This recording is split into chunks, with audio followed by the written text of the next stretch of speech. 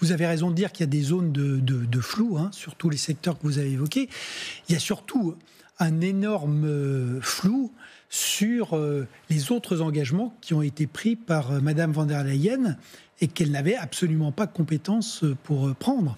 Les 750 milliards d'achats de gaz et d'hydrocarbures, les 600 milliards d'investissements aux États-Unis et les achats d'armement. Tout ça, c'est totalement en dehors des compétences de la Commission européenne et personne ne sait comment ça va s'organiser. Ça veut quand même dire qu'on achète 250 milliards par an pendant 3 ans de gaz et d'hydrocarbures non conventionnels aux États-Unis. Alors, personne ne sait comment on va pouvoir faire ce genre de choses, par exemple. Mais là où il faut quand même en revenir à la structure, c'est que la structure, elle est évidemment totalement défavorable à l'Union européenne. Parce que, comme vous l'avez dit, on va discuter encore de certains secteurs, mais dans l'ensemble, les droits sur les exportations européennes passent quand même de 4,7 à 15%, même si on va avoir quelques exonérations. De l'autre côté, les droits des exportations américaines restent figés à 4%.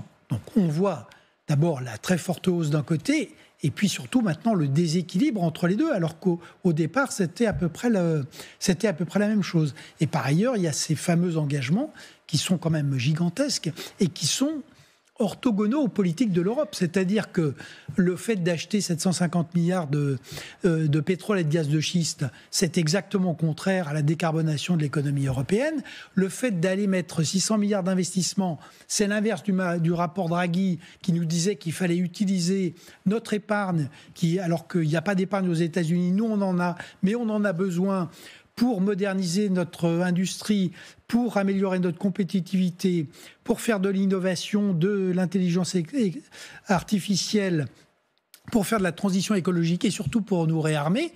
C'est vrai que si on expédie 600 milliards, on expédie déjà 300 milliards par an d'épargne, 300 milliards d'euros par an aux États-Unis.